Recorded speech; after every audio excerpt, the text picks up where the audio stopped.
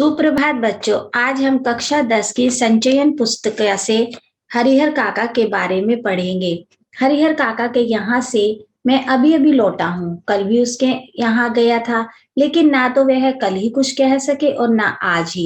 दोनों दिन उनके पास मैं देर तक बैठा रहा, लेकिन उन्होंने कोई बातचीत नहीं की। जब तबीयत के बारे में पूछा तब उन्होंने सिर उठाकर एक बार मुझे देखा, फिर सिर झुकाया तो दोबारा मेरी ओर नहीं देखा। हालांकि उनकी एक ही नजर बहुत कुछ कह गई। जिन यंत्रणाओं के बीच वह घिरे थे और जिस मनस्थिति में जी रहे थे, उसमें आंखें ही बहुत कुछ कह देती हैं। मुंह खोलने की जरूरत नहीं पड़ती। हरिहर काका की जिंदगी से मैं बहुत गहरे में जुड़ा हूँ। अपने गांव में जितने चंद लोगों को मैं सम्मान देता हूँ, उनमें हरिहर काका भी एक है। हरिहर काका के प्रति मेरी आसक्ति के अनेक व्यवहारिक और वैचारिक कारण हैं। उनमें प्रमुख कारण दो हैं। एक तो यह है कि हरिहर काका मेरे पड़ोस में रहते हैं, और दूसरा कारण यह है कि मेरी माँ बताती है हरिहर काका बचपन में मुझे बहुत दुलार करते थे। अपने कंधे पर बैठाकर घुमाया करते थे। एक पिता अपने बच्चे को जितना प्यार करता है, उससे कहीं ज्यादा प्यार हरिहर काका मुझे करते थे। और जब मैं सयाना हुआ, तब मेरी पहली दोस्ती हरिहर काका के साथ ही हुई। हरिहर काका ने भी जैसे मुझसे दोस्ती के लिए ही इतनी उम्र तक प्रतीक्षा की थी। माँ बताती है कि मुझसे पहले गांव में किसी अन्य से उनकी इतनी गहरी दोस्ती नहीं हुई थी। वह मुझसे कुछ भी नहीं छिपाते थे, खूब खुलकर बातें करते थे, लेकिन फिलहाल मुझसे भी कुछ कहना उन्होंने बंद कर दिया है। उनकी इस स्थिति में मुझे चिंतित कर दिया है। जैसे कोई नाव बीच मझधार में फंसी हो और उस पर सवार लोग चिल्लाकर भी अपनी रक्षा ना कर सकते हो, क्योंकि उनकी चिल्लाहट दूर तक फैले सागर के बीच उठती गिरती लहरों में विलीन हो जाने के अतिरिक्त कर ही क्या सकती है। मौन होकर जल समाधि लेने के अतिरिक्त कोई दूसरा विकल्प नहीं। लेकिन मन इसे मानने ने को कतई तैयार नहीं। जीने की लालसा की वजह से बेचैनी और छटपटाहट बढ़ गई हो। कुछ ऐसी ही स्थिति के बीच हरिहर काका घिर गए हैं। हरिहर काका के बारे में मैं सोचता हूँ तो मुझे लगता है कि वह यह समझ नहीं पा रहे कि कहें तो क्या कहें। अब कोई ऐसी बात नहीं जिसे कहकर वह हल्का हो सके, कोई ऐसी उक्ति नहीं जिसे कहकर वे मुक्ति पा सके। हरिहर काका की स्थिति में मैं भी होता तो निश्चय ही इस गूंगेपन का शिकार हो जाता। हरिहर काका इस स्थिति में कैसे आ फंसे, यह कौन सी स्थिति है, इसके लिए कौन जिम्मेवार है, यह सब बताने से पहले अपने गांव का और खासकर अपने गांव की ठाकुर बारी का संक्षिप्त परिचय मैं आपको दे देना उचित समझता हूँ, क्योंकि उसके बिना तो यह कहानी अधूरी ही रह जाएगी। मेरा गांव कस्बाई शहर आरा से 40 किलोमीटर की दूरी पर है। हसन बाजार बस स्टैंड के पास गांव की कुल आबादी 2500-3000 होगी। गांव में 3 प्रमुख स्थान हैं। गांव के पश्चिम किनारे का बड़ा सा तालाब, गांव के मध्य स्थित बरगद का पुराना वृक्ष और गांव के पूर्व में ठाकुर जी का विशाल मंदिर, जिसे गांव के लोग ठाकुर बाड़ी कहते हैं। गांव में इस ठाकुर बाड़ी की स्थापना कब हुई, इसकी ठीक ठीक जानकारी किसी को नहीं। इस संबंध में गांव में जो कथा प्रचलित है वह यह है कि वर्षों पहले जब यह गांव पूरी तरह बसा भी नहीं था, कहीं से एक संत आकर इस स्थान पर झोपड़ी बनाकर रहने लगे थे। वह सुबह शाम यहाँ ठाकुर जी की पूजा करते थे, लोगों से मांग कर खा लेते थे और पूजा पाठ की भावना जागृत करते थे। बाद में लोगों ने चंदा करके यहाँ ठाकुर जी का एक छोटा सा मंदिर बनवा दिया। फिर जैसे जैसे गांव जमता गया और आबादी बढ़ती गई, मंदिर के कलेवर में भी विस्तार होता गया। लोग ठाकुर जी की मनौती मानते कि पुत्र हो, मुकदमे में विजय हो, लड़की की शादी अच्छे घर में तय हो, लड़के को नौकरी मिल जाए। फिर इसमें जिनको भी सफलता मिलती वह खुशी खुशी ठाकुर जी पर रुपए जेवर अनाज चढ़ाते। अधिक खुशी होती तो ठाकुर जी के नाम अपने खेत का एक छोटा सा टुकड़ा लिख देते। यह परंपरा आज तक जारी है। अधिकांश लोगों को विश्वास है कि उन्हें अच्छी फसल होती है तो ठाकुर जी की कृपा से। मुकदमे में उनकी जीत हुई तो ठाकुर जी के चलते। लड़की की शादी इसलिए तय हो गई क्योंकि ठाकुर जी की मनौती मनाई गई थी। लोगों के इस विश्वास का ही यह परिणाम है कि गांव की अन्य चीजों की तुलना में ठाकुर बाड़ी का विकास 1000 गुना अधिक हुआ है। अब तो यह गांव ठाकुर बाड़ी के नाम से ही पहचाना जाता है। यह ठाकुर बाड़ी न सिर्फ मेरे गांव की एक बड़ी और विशाल ठाकुरबाड़ी है, बल्कि पूरे इलाके में इसकी जोड़ की दूसरी ठाकुरबाड़ी नहीं। ठाकुरबाड़ी के नाम पर 20 बीघे खेत है। धार्मिक लोगों की एक समिति है जो ठाकुरबाड़ी की देखरेख और संचालन के लिए प्रत्येक 3 साल पर एक महंत और एक पुजारी की नियुक्ति करते हैं। ठाकुरबाड़ी का काम लोगों के अंदर ठाकुर जी के प्रति भक्ति भावना पैदा करना तथा धर्म से विमुख हो रहे लोगों को रास्ते पर लाना है। ठाकुरबाड़ी में भजन कीर्तन की आवाज बराबर गूंजती रहती है। गांव जब भी बाढ़ या सूखे की चपेट में आता है, ठाकुरबाड़ी के हाथे में तंबू लग जाता है। लोग और ठाकुरबाड़ी के साधु संत अखंड हरि कीर्तन शुरू कर देते हैं। इसके अतिरिक्त गांव में किसी भी पर्व त्योहार की शुरुआत ठाकुरबाड़ी से ही होती है। होली में सबसे पहले गुलाल ठाकुर जी को ही चढ़ाया जाता है। दिवाली का पहला दीप ठाकुरबाड़ी में ही जलता है। जन्म, शादी और जनेऊ के अवसर पर अन्न वस्त्र की पहली भेंट ठाकुर जी के नाम की जाती है। ठाकुरबाड़ी के प्रणाम ब्राह्मण साधु व्रत कथाओं के दिन घर घर घूमकर कथा वाचन करते हैं। लोगों के खलियान में जब फसल की दवनी होकर अनाज की ढेरी तैयार हो जाती है, तब ठाकुर जी के नाम पर अगुहम निकाल कर ही लोग अनाज अपने घर ले जाते हैं। ठाकुरबाड़ी के साथ अधिकांश लोगों का संबंध बहुत ही घनिष्ठ है। मन और तन दोनों स्तर पर कृषि कार्य से अपना बचा हुआ समय वे ठाकुरबाड़ी में ही बिताते हैं। ठाकुरबाड़ी में साधु संतों का प्रवचन सुन और ठाकुर जी का दर्शन कर वे अपना यह जीवन सार्थक मानने लगते हैं। उन्हें यह मालूम होता है कि ठाकुरबाड़ी में प्रवेश करते ही वे पवित्र हो जाते हैं। उनके पिछले सारे पाप अपने आप खत्म हो जाते हैं। परिस्थितिवश इधर हरिहर काका ने ठाकुरबाड़ी में जाना बंद कर दिया है। पहले वे अक्सर ही ठाकुरबाड़ी में जाते थे। मन बहलाने के लिए कभी कभी मैं भी ठाकुर जी की में जाता हूँ, लेकिन वहां वे के साधु संत मुझे फूटी आंखों नहीं सुहाते। काम धाम करने में उनकी कोई रुचि नहीं। ठाकुर जी को भोग लगाने के नाम पर दोनों जून हलवा पूड़ी खाते हैं और आराम से पड़े रहते हैं। उन्हें अगर कुछ आता है तो सिर्फ बात बनाना आता है। हरिहर काका 4 भाई हैं, सबकी शादी हो चुकी है। हरिहर काका के अलावा सबके बाल बच्चे ही बड़े और छोटे भाई के लड़के काफी सियाने हो गए हैं। 2 की शादियां हो गई हैं। उनमें से एक पढ़ लिख कर शहर के किसी दफ्तर में क्लर्की करने लगा है। लेकिन हरिहर काका की अपनी देह में कोई औलाद नहीं। भाइयों में हरिहर काका का नंबर दूसरा है। औलाद के लिए उन्होंने 2 शादियां की। लंबे समय तक प्रतीक्षारत रहे, लेकिन बिना जने उनकी दोनों पत्नियां स्वर्ग सिधार गई। लोगों ने तीसरी शादी करने की सलाह दी, लेकिन अपनी गिरती हुई उम्र और धार्मिक संस्कारों की वजह से हरिहर काका ने इनकार कर दिया। वह इत्मीनान और प्रेम से अपने भाइयों के परिवार के साथ रहने लगे। हरिहर काका के परिवार के पास कुल 60 बीघे खेत है। प्रत्येक भाई के हिस्से 15 बीघे पड़ेंगे। कृषि कार्य पर ये लोग निर्भर हैं, शायद इसलिए अब तक संयुक्त परिवार के रूप में ही रहते आ रहे हैं।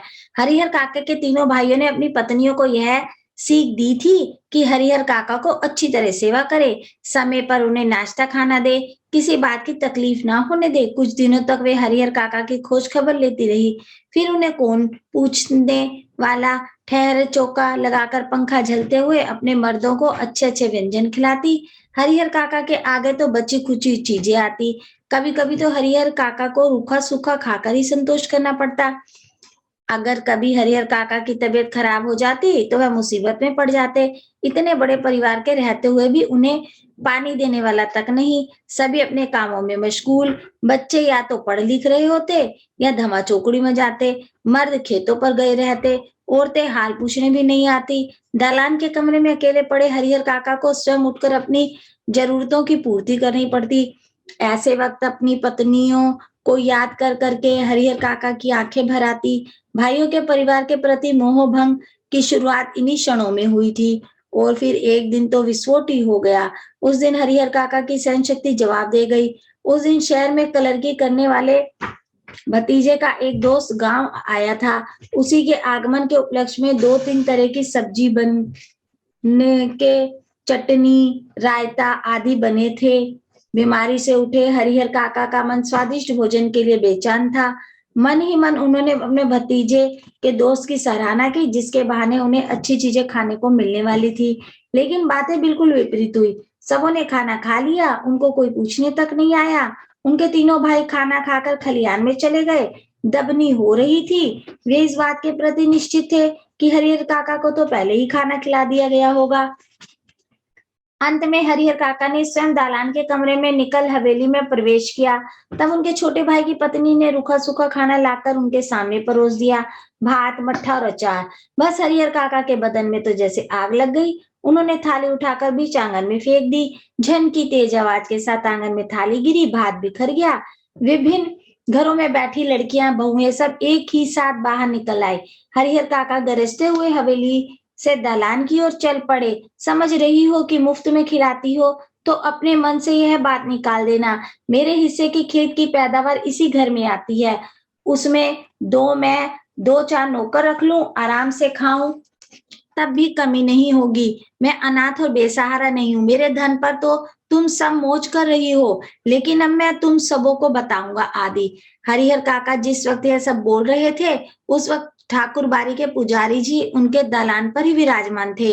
वार्षिक हुमार के लिए वह घी और शाकिल लेने आए थे। लौटकर उन्होंने महंत जी को विस्तार के साथ सारी बातें बताई। उनके कान खड़े हो गए। वह दिन उन्हें बहुत शुभ महसूस हुआ। उस दिन को उन्होंने ऐसे ही गुजर जाने देना उचित नहीं समझा। तत्क्षण टीका तिलक लगा, कंधे पर राम नामी लिखी चादर डाल ठाकुर बाड़ी में से चल पड़े। संयोग अच्छा था, हरिहर के दालान तक नहीं जाना पड़ा। रास्ते में ही हरिहर मिल गए।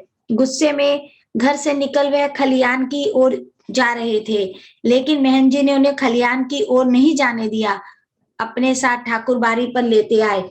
फिर एकांत कमरे में उन्हें बैठा खूब प्रेम से समझाने लगे। हरिहर, यहाँ कोई किसी का नहीं है, सब माया का बंधन है। तू तो धार्मिक प्रवृत्ति का आदमी है। मैं समझ नहीं पा रहा हूँ तुम इस बंधन में कैसे फंस गए।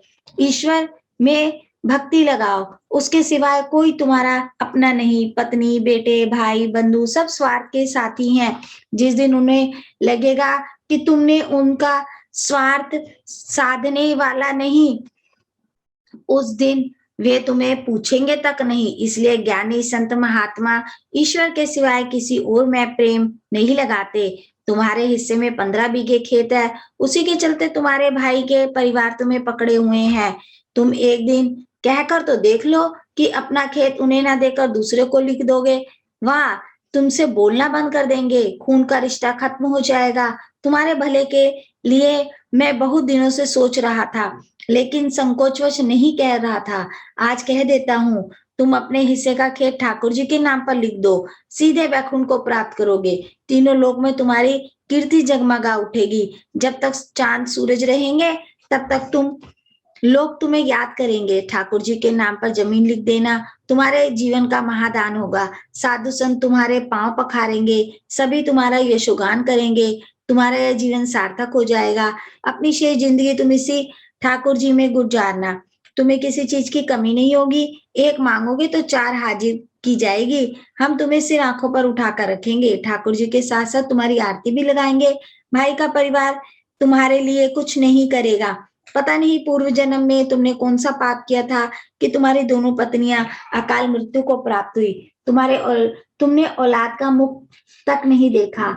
अपना यह जन्म तुम अकारथ न जाने दो। ईश्वर को एक भर दोगे तो 10 भर पाओगे। मैं अपने लिए तो तुमसे मांग नहीं रहा हूं, तुम्हारा ये लोक और परलोक दोनों बन जाए, इसको राह मैं तुम्हें बता रहा हूं। हरिहर देर तक महंत जी की बातें सुनते रहे। महंत जी की बातें उनके मन में बैठती जा रही थी। ठीक ही तो कह रहे हैं महंत जी, कौन किसका है। 15 बीघे खेत की फसल भाइयों के परिवार को देते हैं, तब तो कोई पूछता नहीं। अगर कुछ ना दे तब क्या हालत होगी। उनके जीवन में तो यह स्थिति है। मरने के बाद कौन उन्हें याद रखेगा। सीधे सीधे उनके खेत हड़प जाएंगे। ठाकुर जी के नाम लिख देंगे तो पुश्तों तक लोग उन्हें याद करेंगे। अब तक के जीवन में तो ईश्वर के लिए उन्होंने कुछ नहीं किया। अंतिम समय तो यह बड़ा पुण्य कमा ले। लेकिन यह सोचते हुए भी हरिहर काका का मुंह खुल नहीं रहा था। भाई का परिवार तो अपना ही होता है, उसको ना देकर ठाकुर बारी में देना उनके साथ धोखा और विश्वासघात होगा। अपनी बात समाप्त कर महंत जी प्रतिक्रिया जानने के लिए हरिहर की ओर देखने लगे। उन्होंने मुंह से तो कुछ नहीं कहा, लेकिन उनके चेहरे के परिवर्तित भाव महन जी की अनुभवी आंखों से छिपे न रह सके। अपनी सफलता पर महन जी बहुत खुशी हुए। उन्होंने सही जगह वार किया है। इसके बाद उसी वक्त ठाकुर बारी के 2 सेवकों को बुलाकर आदेश दिया कि एक साफ सुथरे कमरे में पलंग पर बिस्तरा लगाकर उनके आराम का इंतजाम करे।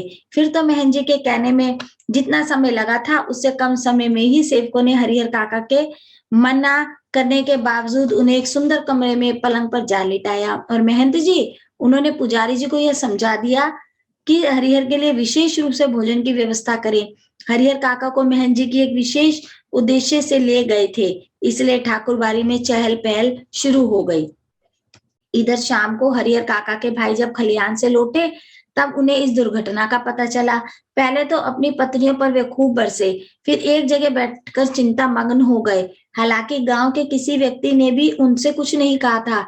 महन जी ने हरिहर काका को क्या क्या समझाया है, इसकी भी जानकारी उन्हें नहीं थी, लेकिन इसके बावजूद उनका मन शंकालु और बेचैन हो गया। दरअसल बहुत सारी बातें ऐसी होती हैं जिनकी जानकारी बिना बताए ही लोगों को मिल जाती है।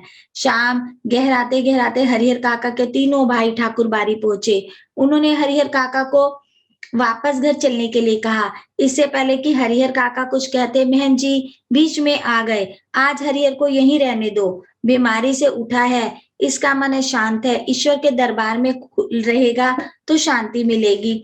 लेकिन उन भाई उन्हें घर ले चलने के लिए जिद करने लगे। इस पर ठाकुर बारी के साधु संत उन्हें समझाने लगे।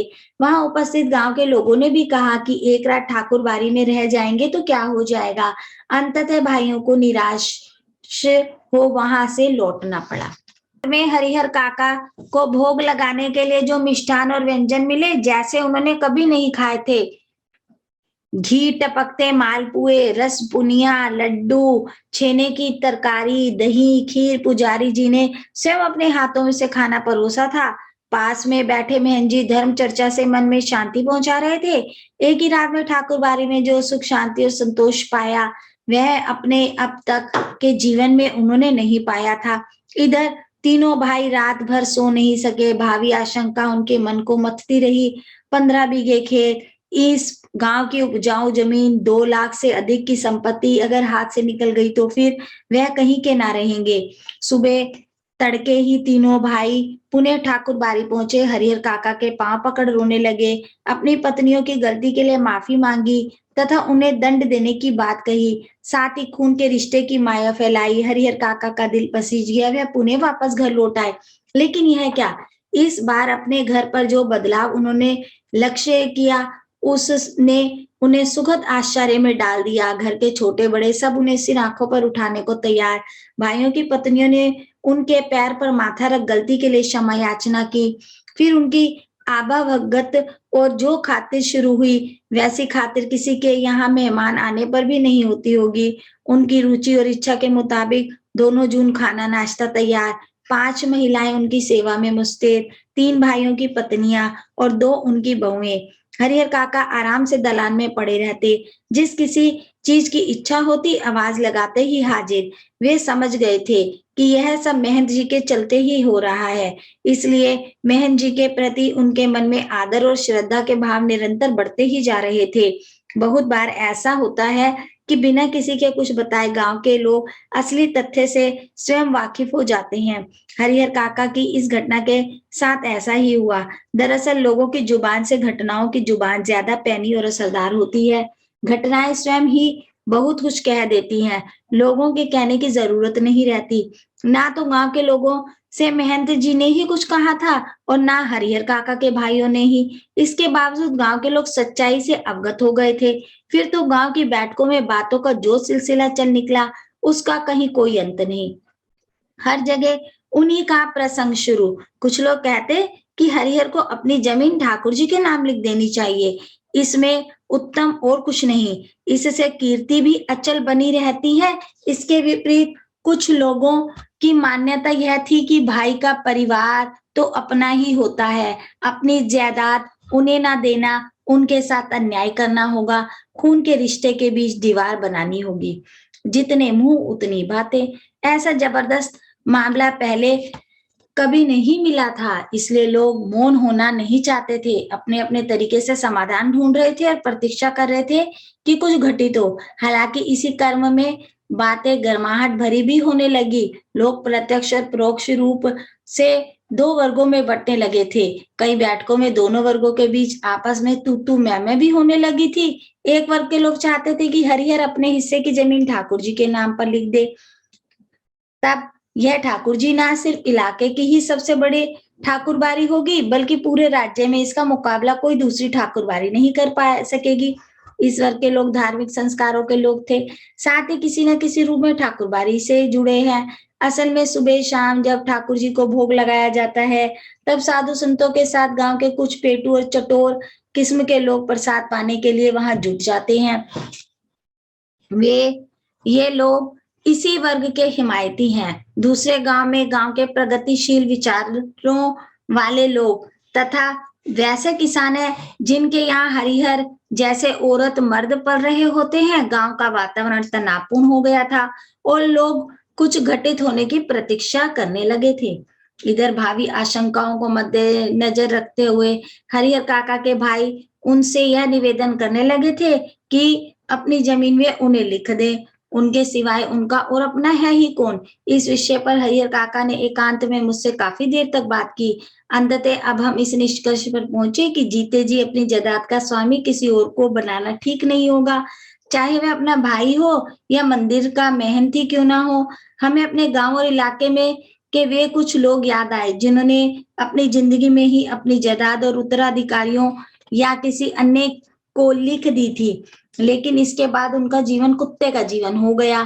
कोई उन्हें पूछने वाला भी नहीं रहा। हरिहर काका बिल्कुल अनपढ़ व्यक्ति हैं, फिर भी इस बदलाव को उन्होंने समझ लिया और यह निश्चय किया कि जीते जी किसी को जमीन नहीं लिखेंगे। अपने भाइयों को समझा दिया, मर जाऊंगा तो अपने आप मेरी जमीन तुम्हें मिल जाएगी, जमीन लेकर तो जाऊंगा नहीं, इसलिए लिखवाने की क्या जरूरत। उधर महंत जी भी हरिहर काका की टोह में रहने लगे। जहां कहीं एकांत पाते कह उठते, विलंब ना करो हरिहर, शुभ काम में देर नहीं करते, चलकर ठाकुर जी के नाम जमीन कर दो, फिर पूरी जिंदगी ठाकुर बाड़ी में राज करो। मरोगे तो तुम्हारी आत्मा को ले जाने के लिए स्वर्ग से विमान आएगा, देवलोक को प्राप्त करोगे। लेकिन हरिहर काका ना हाँ कहते और ना कहते। कहने ना कहकर वे महंत जी को दुखी करना नहीं चाहते थे, क्योंकि भाई के परिवार से जो सुख सुविधाएं उन्हें मिल रही थी वे बहन जी की कृपा से ही। और हाँ, तो उन्हें कहना है नहीं, क्योंकि उन अपनी जिंदगी में अपनी जमीन उन्हें किसी और को नहीं लिखनी। इस मुद्दे पर वे जागरूक हो गए थे। पर बीतते समय के अनुसार महन जी की चिंताएं बढ़ती जा रही थी। जाल में फंसी चिड़िया पकड़ से बाहर हो गई थी। महन जी इस बात को सह नहीं पा रहे थे। महन जी को लग रहा था कि हरिहर धर्म संकट में पड़ गया है। एक और वह चाहता है कि ठाकुर जी को लिख दूं, किंतु दूसरी ओर भाई के परिवार के माया मोह में बन जाता है। इस स्थिति में हरिहर का अपहरण कर जबरदस्ती उनसे लिखवाने के अतिरिक्त दूसरा कोई विकल्प नहीं। बाद में हरिहर स्वयं राजी हो जाएगा। महन जी लड़ाकू और दबंग प्रकृति के आदमी हैं। अपनी योजना को कार्य रूप में परिणत करने के लिए वह जी जान से जुट गए। हालांकि यह सब गोपनीयता का निर्वाह करते हुए भी वह कर रहे थे। हरिहर काका के भाइयों को इसकी भनक तक नहीं थी। बात अभी हाल की ही है। आधी रात के आसपास ठाकुर बाड़ी के साधु संत और उनके पक्षधर भाला गंडासा और बंदूक से लैस एकाएक हरिहर काका के दालान पर आ धमके। हरिहर काका के भाई इस अप्रत्याशित हमले के लिए तैयार नहीं थे। इससे पहले कि वे जवाबी कार्रवाई करें और गुहार लगाकर अपने लोगों को जुटाएं, तब तक आक्रमणकारी उनको पीठ पर लादकर चंपत हो गए। गांव में किसी ने ऐसी घटना नहीं देखी थी, ना सुनी ही थी। सारा गांव जाग गया। शुभ चिंतक तो उनके यहाँ जुटने लगे, लेकिन अन्य लोग अपने दालान और मकान की छतों पर जमा होकर आहट लेने और बातचीत करने लगे। हरिहर काका के भाई लोगों के साथ उन्हें ढूंढने निकले। उन्हें लगा कि यह मेहनत का काम है। वे भय दल बल ठाकुर बाड़ी का जा पहुंचे। वहां खामोशी और शांति नजर आई। रोज की भांति ठाकुर बाड़ी का मुख्य फाटक बंद था। वातावरण में रात का सन्नाटा और सूनापन व्याप्त मिला। उन्हें लगा यह काम महंत का नहीं, बाहर के डाकुओं का है। वे तो हजाने की मोटी रकम लेकर ही हरिहर काका को मुक्त करेंगे। खोज में निकले लोग किसी दूसरी दिशा की ओर प्रस्थान करते कि इसी समय ठाकुर बारी के अंदर से बातचीत करने की सम्मिलित किंतु धीमी आवाज सुनाई पड़ी। सबके कान खड़े हो गए। उन्हें यकीन हो गया कि हरिहर काका इसी में है। अब क्या सोचना। वे ठाकुर बारी का फाटक पीटने लगे। इसी समय ठाकुर बारी की छत से रोड़े और पत्थर उनके ऊपर गिरने लगे। वे तितर बितर होने लगे। अपने हथियार संभाले, लेकिन हथियार संभालने से पहले ही ठाकुर बारी के कमरों की खिड़कियों से फायरिंग शुरू हो गई। एक नौजवान के पैर में गोली लग गई। वह गिर गया। उसके गिरते ही हरिहर काका के भाइयों के पक्षधर भाग चले। सिर्फ वे तीनों भाई बचे रह गए।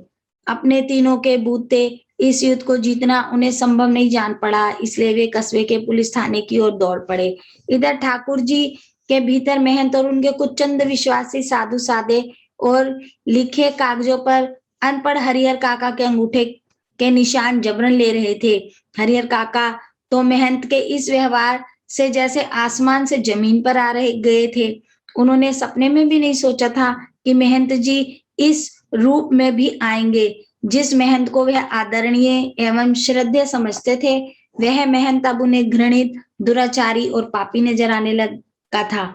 अब वह उस महंत की सूरत भी देखना नहीं चाहते थे। अब अपने भाइयों का परिवार महंत की तुलना में उन्हें ज्यादा पवित्र, नेक और अच्छा लगने लगा था। हरिहर काका ठाकुर बारी से अपने घर पहुंचने के लिए बेचैन थे, लेकिन लोग उन्हें पकड़े हुए थे और महंत जी उन्हें समझा रहे थे, तुम्हारे भले के लिए ही यह सब किया जा रहा है हरिहर। अभी तुम्हें लगेगा कि हम लोगों ने तुम्हारे साथ जोर जबरदस्ती की, लेकिन बाद में तुम समझ जाओगे कि जिस धर्म संकट में तुम पड़े थे, उससे उबारने के लिए यही एकमात्र रास्ता था। एक और ठाकुर बारी के भीतर जबरन अंगूठे का निशान लेने और पकड़कर समझाने का कार्य चल रहा था, तो दूसरी ओर हरिहर काका के तीनों भाई सुबह होने से पहले ही पुलिस की जीप के साथ ठाकुर बारी आ पहुंचे। जीप से तीनों भाई, एक दरोगा और पुलिस के 8 जवान उतरे। पुलिस इंचार्ज ने ठाकुर बारी के फाटक पर आवाज लगाई, दस्तक दी, लेकिन अंदर से कोई जवाब नहीं आया। अब पुलिस के जवानों ने ठाकुर बारी के चारों तरफ घेरा डालना शुरू किया।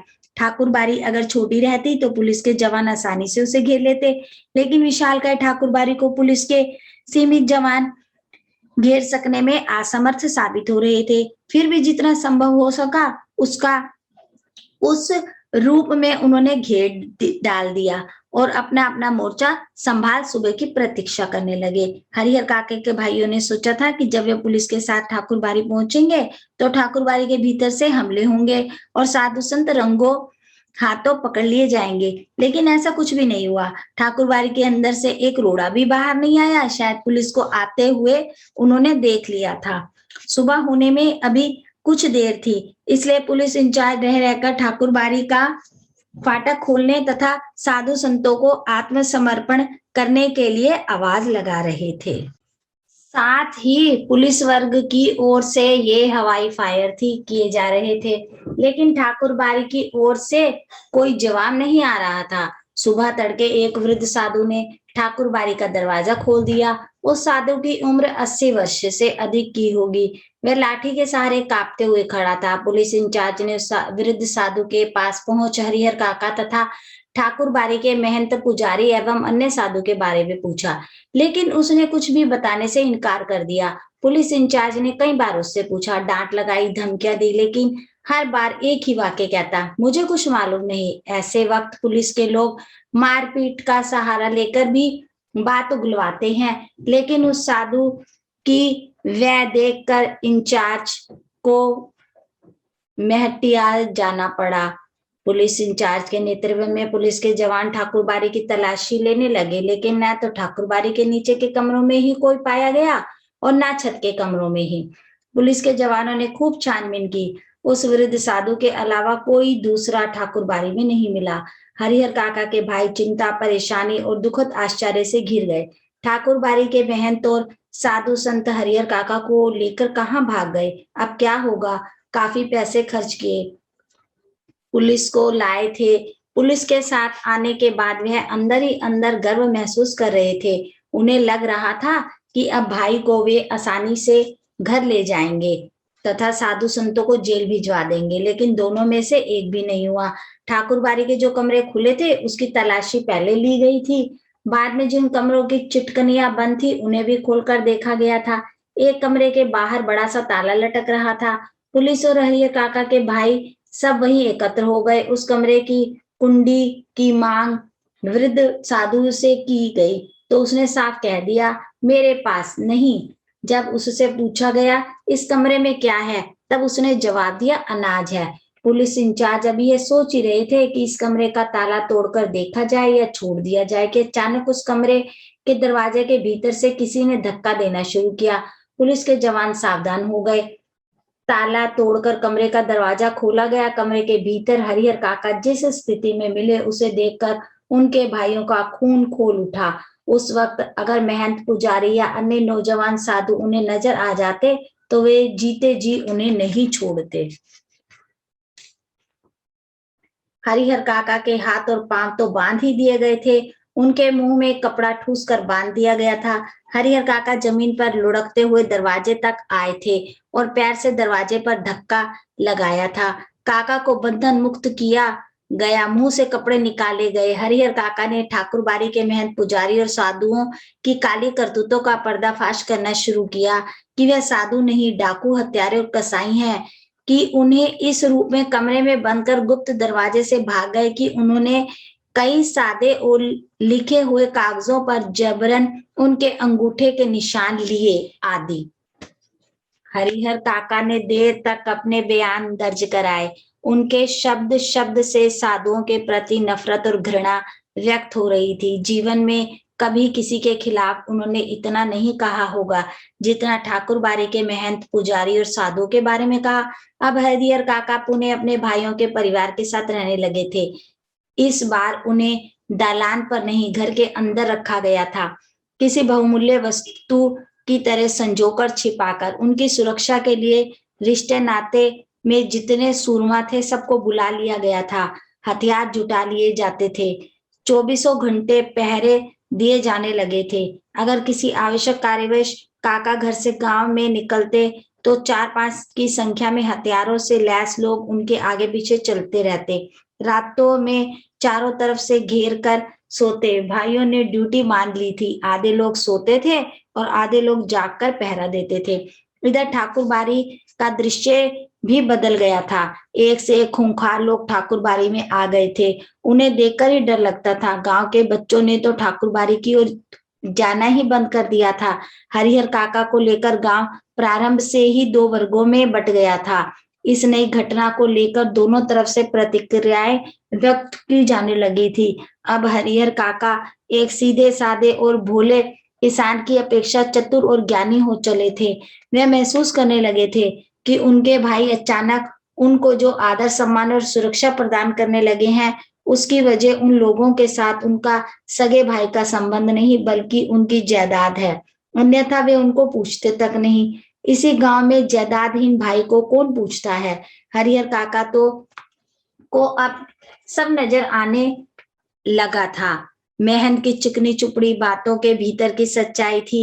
अब वह जान गए थे ठाकुर जी के नाम पर वह अपना और अपने जैसे साधुओं का पेट पालता है। उसे धर्म और परमार्थ से कोई मतलब नहीं।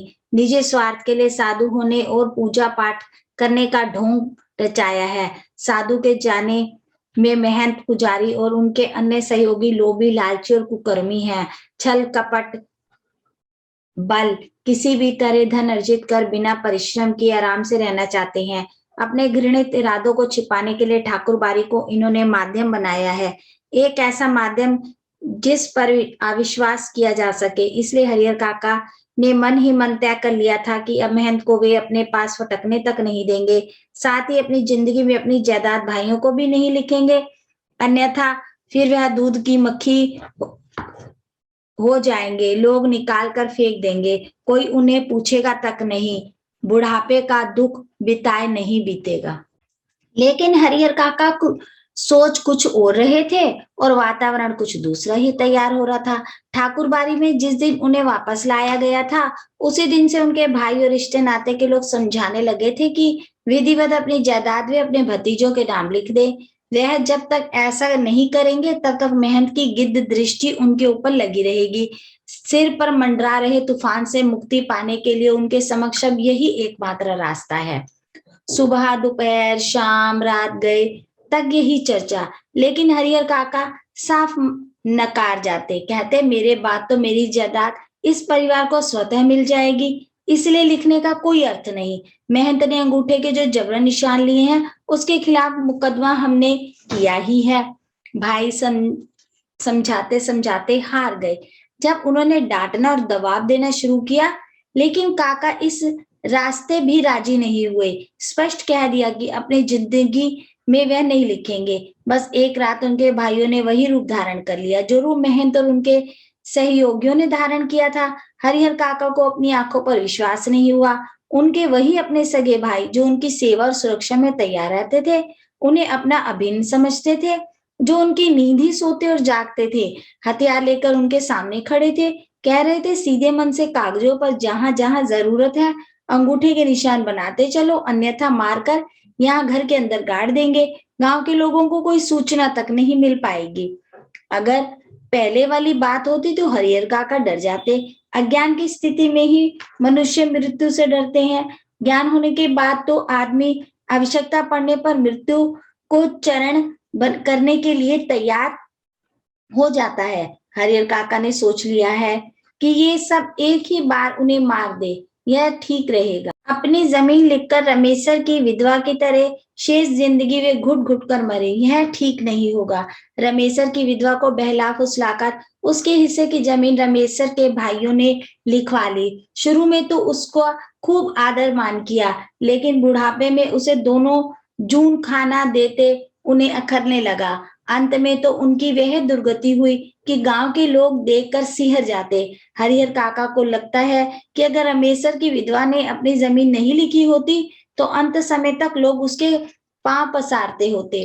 हरिहर काका गुस्से में खड़े हो गए और गरजते हुए कहा, मैं अकेला हूँ, तुम सब इतने हो, ठीक है मुझे मार दो, मैं मर जाऊंगा, लेकिन जीते जी एक धूर जमीन भी तुम्हें नहीं लिखूंगा। तुम सब ठाकुर बाड़ी के मेहन पुजारी से तनिक भी कम नहीं, देखते हैं कैसे नहीं लिखोगे। लिखना तो तुम्हें है ही, चाहे हंस के लिखो या रो के। हरिहर काका के साथ उनके भाइयों की हाथापाई शुरू हो गई। हरिहर काका अब उस घर में निकलकर बाहर गांव में भाग जाना चाहते थे, लेकिन उनके भाइयों ने उन्हें मजबूती से पकड़ लिया था। प्रतिकार करने पर अब वे प्रहार भी करने लगे थे। अकेले हरिहर कई लोगों से जूझ सकने में असमर्थ थे। फलस्वरूप उन्होंने अपनी रक्षा के लिए खूब जोर जोर से चिल्लाना शुरू कर दिया। अब भाइयों को चेत आया कि मुंह तो उन्हें पहले ही बंद कर देना चाहिए था। उन्होंने तत्क्षण उन्हें पटक उनके मुंह में कपड़ा ठूस दिया, लेकिन ऐसा करने से पहले ही काका की आवाज गांव में पहुंच गई थी। टोला पड़ोस के लोग दालान में जुटने लगे थे। ठाकुर बाड़ी के पक्षधारों के माध्यम से तत्काल यह खबर महंजी तक भी चली गई थी, लेकिन वहां उपस्थित हरिहर काका के परिवार और रिश्ते नाते के लोग गांव के लोगों को समझा देते थे कि अपने परिवार का निजी मामला है, इससे दूसरों का क्या मतलब। लेकिन महंजी ने वह तत्परता और फुर्ती दिखाई जो काका के भाइयों ने भी नहीं दिखाई थी। वह पुलिस की जीप के साथ आधम के। पुलिस आने के बाद निजी मामले का सवाल खत्म हो गया। घर तलाशी शुरू हुई। फिर हरिहर काका को उससे भी बदतर हालात में बरामद किया गया, जिस हालात में ठाकुर बाड़ी से उन्हें बरामद किया गया था। बंधन मुक्त होने और पुलिस की सुरक्षा पाने के बाद उन्होंने बताया कि उनके भाइयों ने उनके साथ बहुत जुल्म अत्याचार किया है, कि जबरन उनके कागजों पर उनके अंगूठे के निशान लिए हैं, कि उन्हें खूब मारा पीटा है, कि उनकी कोई भी दुर्गति बाकी नहीं छोड़ी है, कि अगर और थोड़ी देर तक पुलिस नहीं आती तो वह उन्हें जान से मार देते। हरिहर काका के पीठ, माथे और पांवों पर कई जगह जख्म के निशान उभर आए थे। वे बहुत घबराए हुए से लग रहे थे, कांप रहे थे, अचानक गिरकर बेहोश हो गए। मुंह पर पानी छींटे मारकर उन्हें होश में लाया गया। भाई और भतीजे तो पुलिस आते ही चंपत हो गए थे। पुलिस की पकड़ में रिश्ते के दो व्यक्ति आए, रिश्ते के शेष लोग भी फरार हो गए थे। हरिहर काका के साथ घटी घटनाओं में यह अब तक की सबसे अंतिम घटना है। इस घटना के बाद काका अपने परिवार से एकदम अलग रहने लगे हैं। उनकी सुरक्षा के लिए राइफलधारी पुलिस के 4 जवान मिले हैं। हालांकि इसके लिए उनके भाइयों और महंत की ओर से काफी प्रयास किए गए हैं।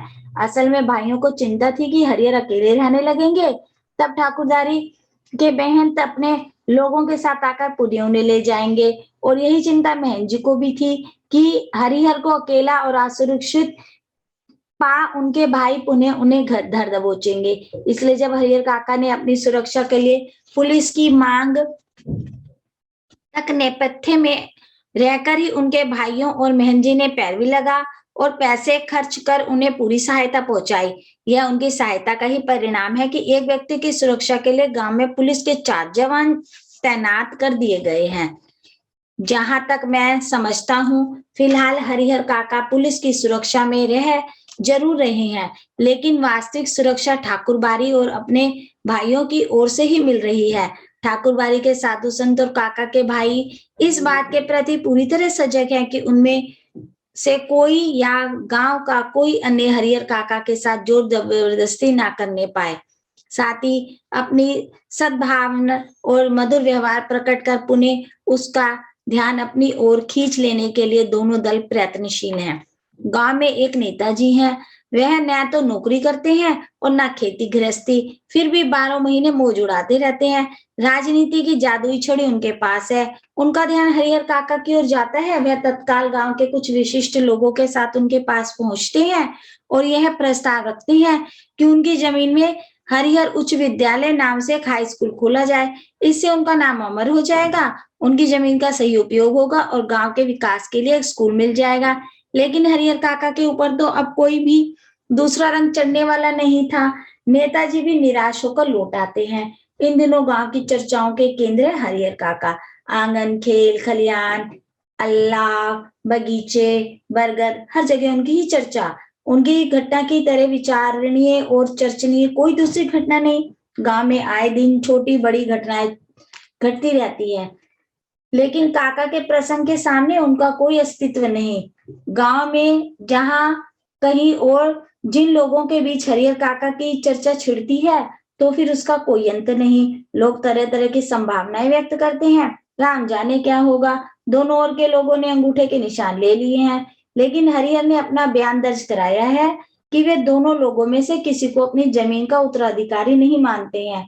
दोनों ओर के लोगों ने जबरन उनके अंगूठे के निशान लिए हैं। इस स्थिति में उनके बाद उनकी जायदाद का हकदार कौन होगा?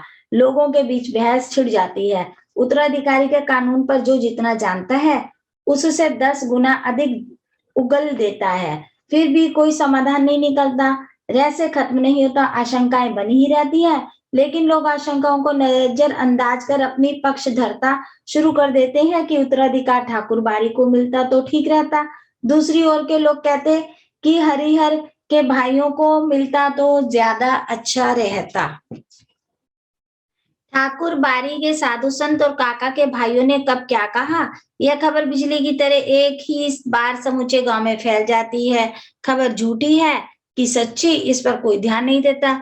जिसे खबर हाथ लगती है वह नमक मिर्च लगाकर उसे चटकाकर आगे बढ़ा देता है। एक खबर आती है कि मेहंजी और हरिहर काका के भाई इस बात के लिए अफसोस कर रहे हैं कि अंगूठे के निशान लेने के बाद उन्होंने हरिहर को खत्म क्यों नहीं कर दिया। बात ही आगे नहीं बढ़ती। एक दूसरी खबर आती है कि हरिहर मरेंगे तो उन्हें अग्नि प्रदान करने के लिए ठाकुरबाड़ी के साधु संतों और काका के भाइयों के बीच काफी लड़ाई होगी।